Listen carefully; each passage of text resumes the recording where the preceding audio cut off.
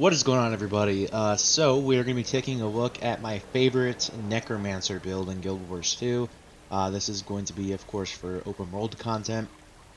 And yeah, I'm super excited to make this because my last one I did was, I think, like in like May of last year. Like that was like, like when I was really getting into the game, and I didn't have as much knowledge about builds as I do now. And what I like to do with builds and all that. And I've just gotten generally a lot better as a player. I don't need to clutch onto the minions anymore, even though, oh my god, they're fun to run with. But yeah, so let's go and get into this. So just like the warrior build, there's actually going to be two builds in here in terms of traits and skills, but for the most part, it's just kind of the same shit. And yeah, so let's get into the equipment really quick. So we have, okay, so here's the deal with this. I would go full Marauder. But I already had Ascended Berserker gear crafted a while back, and I actually look like shit here. And a while back when I was crafting gear, for some reason I didn't just go for Berserker. I had, what is it on here? I had like, yeah, what is that? Fucking Valkyrie, right? Isn't that Valkyrie? Yeah, I crafted like multiple different types, and I should have just stuck with like one solid like type, and so I basically replaced things that weren't Berserker with Marauder, and so I have like a mix of Berserker and Marauder here, but generally I would just recommend Marauder. And then I have Eagle Runes here. So this build, I mean, yeah, it's nice to have buffs, or nice to have boons, but it's not as boon reliant as some of my other builds that I've done. Um, and considering that you are inflicting vulnerability so much on enemies, you're going to be doing a lot of burst damage. So yeah, you don't really need to do like boon duration at all. I just like this because precision and veracity is going to play very well in this build for something you'll see in a bit. And yeah, I really like this one. However, you can really go with whatever damage rune you like. Runes in general are kind of like, you know, really dependent on the player. If you want like a defensive rune, scrapper, durability runes, herald, like all that kind of stuff. Like there's some really good defensive runes. I just like this because it's really generic and cheap. And yeah, so we are running a greatsword and a axe focus. If I'm in like a Zerg and I want to tag, I'll just run staff instead of axe focus. But yeah, that's primarily what I like running on here is greatsword and axe focus. And yeah, let's go and get into the traits here. So as per the last few videos, I'm not going to like go over each individual trait as it would take forever. But for this one, there's actually some really cool synergies in here. So we have a lot of chill going on with this this build, and chilling the foe inflicts vulnerability, which is fantastic. There's gonna be more coming into play here in a sec. That's a fantastic trait.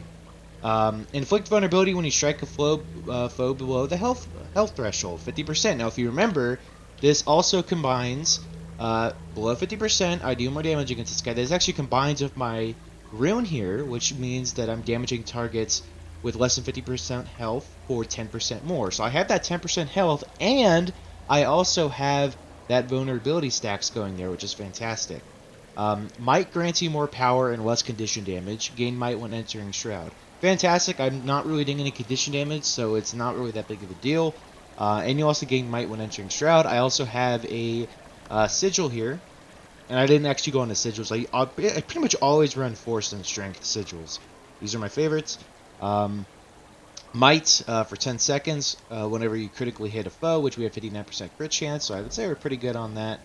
And yeah, very nice. And you also gain might when you strike a foe below the threshold. Increase damage to enemies below the threshold. Once again, like 30% fucking, we get fucking might galore, 30% more damage there, as well as having that fucking, that crazy vulnerability there.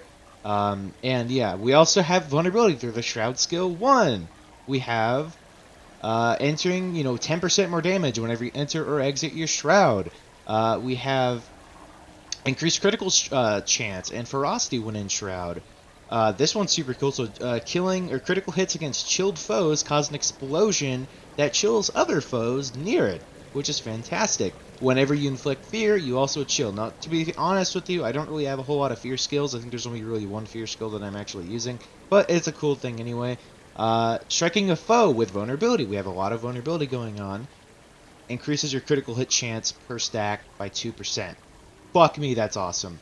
Chill lasts longer, and chilled foes take more damage from your attacks. And gain ferocity and quickness while in Reaper Shroud. Hitting with Life Reap reduces the recharge of Shroud. Dude, this is fucking insane, man. Oh my god, you pretty much have permanent quickness in Shroud, and just so many damage buffs going on here. It's fucking nuts. It is nuts the amount of damage buffs that is in this build. It's fucking crazy, like the amount of damage you're able to put out with this fucking thing.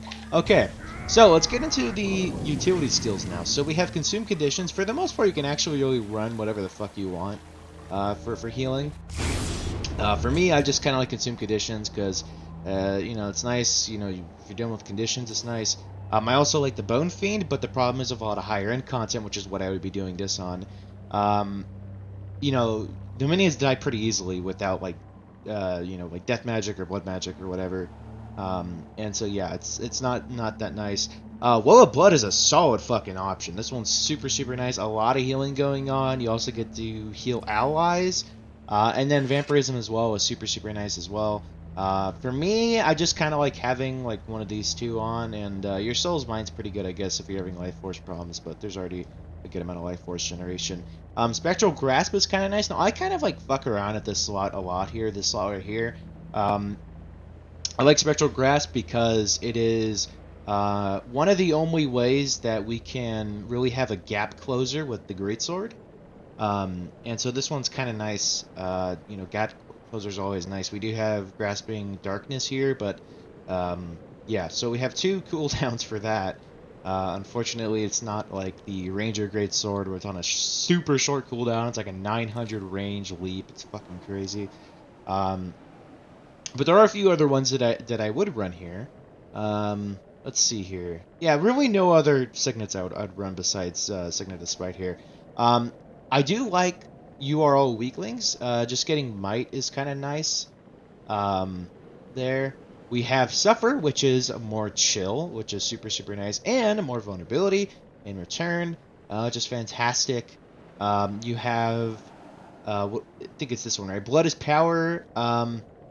Yeah, so you bleed yourself, and you grant might to you and, you know, allies and stuff, which is super nice. If you want to, you can also just run Well of Darkness. This is going to be doing a lot of damage and like pretty much completely blinds and chills targets. It's really cool. I like that. But for right now, this is just what we're going to be running. Signet of Spite here. We have Well of Suffering, which does vulnerability there, and also pulses for a lot of damage. And then we have the Flesh Golem here. I like having a Flesh Golem because it does a decent amount of damage. And it has a really fantastic CC skill here, which is really nice. And yeah, so if I also need a stun break, I'll actually go ahead and run Spectral Walk. This one's kind of nice because you'll consume conditions as well. So sometimes, you know, you'll get knocked down, you'll get like butt fucked with conditions. So it's nice to kind of get out of that whole thing. And yeah, so there's that. Before we get into combat, you know what? Let's actually get into combat. I'll show you guys how fucking nuts this build actually is. So yeah, we'll start pulling stuff here. And first I like kind of just using my Greatsword, and then I'll go into my Shroud, and this is where like crazy fucking damage comes from. We're at 25 stat. I mean, look at this, dude. Look at this, man. This is nuts. This is unfair. I've already killed, what, this is gonna be the third one? Like, this is unbelievably fucking insane. It's really crazy how much damage this thing actually does. You actually still, even without like Shroud on, you're still doing a lot of damage. Like, it's actually quite surprising. How much damage even the auto attack does. It's quite insane. And below 50%, you also get a shitload of Gravediggers. So, I mean, below 50%, we have a ton of modifiers for that. It's actually quite insane. So, really, the longer the fight goes on, the stronger we get, which is kind of unheard of. Usually, with classes, you're like super strong at first, and there'll be like a downtime. But it's kind of crazy. Like, we're getting stronger as we go along, which is fantastic. And so our Shroud's ready again. We'll do this. And, you know, we'll actually fear them too, because we're going to do more damage to people who are feared. And, yeah, it's really, really crazy. The big bulk of your damage is coming from your 5 and 4 there. I'm like combining it because 5 will chill them, and then that'll grant you bonus damage against the target. And so let's do this. And, dude, laying down the heat, man. Oh my god. Big problem, though, with this build is survivability for me. Yeah, having the Shroud up is nice, right? But other than that, you're light armor. You don't have much toughness at all. You have 1,000 toughness. You do have 23k health, which is fantastic. But when your Shroud's out, man, your survivability can be kind of low. And that's definitely a problem. Especially when you're up close and personal with your target. But for the most part, you should be fine.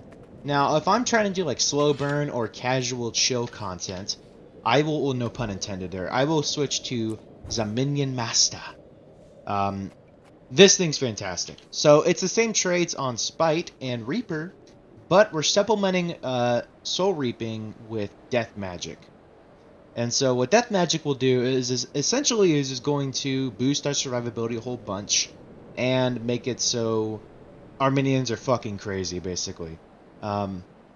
So, Carapace, when you enter Shroud. Carapace is a pretty cool mechanic on here. Grants you bonus toughness, which does help out with survivability. Just keep in mind, though, it does boost up your aggro on enemies. Minions have increased health, 50% health increase, and you also gain Carapace for each minion you control. You get two Carapace is 40 toughness, right? So we have, what? So we have 1, 2, 3, 4, and that's like 8 there. So let's pop this. Give my creation life. Boom.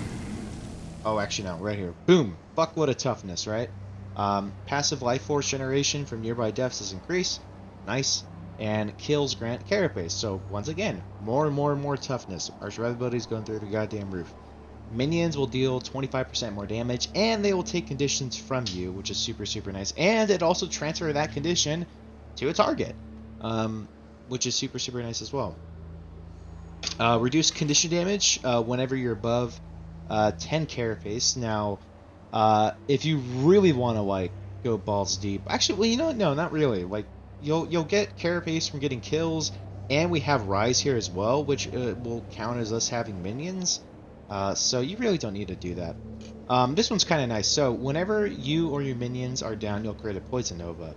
But I think the thing that I like on here is that you'll summon a Jagged Horror whenever you kill a foe, which will also increase your Carapace, and is just more minions and more damage. It's super nice. Yeah, this one's kind of nice too. I like this one. Your Shroud will activate if you take a lethal blow. I think that's kind of cool. Yeah, it's kind of just this. Oh, I clicked that on accident. It's literally the same gameplay. It's just you have minions, which feels really nice. So yeah, we're going to be doing a considerable less amount of damage, but your survivability does go through the roof. And for general content, I mean, this shit even kills quicker than a lot of the builds that I've done. So generally, it's actually pretty beneficial to run this in open world for casual content in general, like exploration and stuff. And I mean, let's be real, guys, it also feels like badass as fuck whenever you have like a massive army like doing your bidding. Like that just feels badass as hell. So I like that personally. Anyway, yeah, that'll cover the build. It's super fun, incredibly easy to play. You kind of just spam fuck buttons. Like you really, I mean, besides going into Shroud, like here's what I recommend for your Shroud rotation. Well, I mean, obviously, considering that you're inflicting vulnerability here, I'd always start off with Death Spiral, but then you can kind of just butt fuck other abilities. But whenever you go into Shroud, I'd immediately pop Infusing Terror, and then Fear him, and then do 5 to chill them, and then 4 to do a fuckload of damage, and then continue to rest, pop 2 whenever you can, and then just to auto attack a shitload. Um, and yeah, that's generally like what the rotation is within the Shroud. It's incredibly easy. And you kind of just press your other buttons off cooldown. You have your charge here for CC. You have um, your Shadow Fiend here as well, which I think also does CC damage. I could be wrong on that. And then you have an Immobilize here, which I'm pretty sure that does CC damage. I'm not entirely sure what classifies as CC damage. I kind of just usually read up, all right, is this CC or I don't know. And then Rise, of course, will also make it so your Shambling Horrors that you bring up will absorb damage as long as they're attacking. So even more survivability. And it's kind of crazy, like how little you'll die with this build. It's fucking nuts. And so yeah, that's gonna cover it. That's gonna be the build. I hope you guys enjoyed this. Let me know if you want to see anything else. I will be doing a build for the Mesmer sometime in the future. I still have a Mesmer and Elementalist build to do. I don't think I've done the Elementalist build yet. So I think when that ends, I think my whole build, like Guild Wars 2 build series, will pretty much be over. I've been doing these for a while now. I've done it for almost every single class in the game. I just wanted to do a revise on my Necromancer one because back then I didn't really know much about the game. And maybe I'll do the build series again in a few years down the line if I'm still playing the game, which I'm sure I will be. If they're like severely outdated or something. But that's even looking back, they're pretty much not outdated at all. Like, this game is in a constant balance for PvP, but they kind of leave PvE alone most of the time, which I think is kind of nice. Um, and yeah, I think that's pretty much all I have to say. Peace.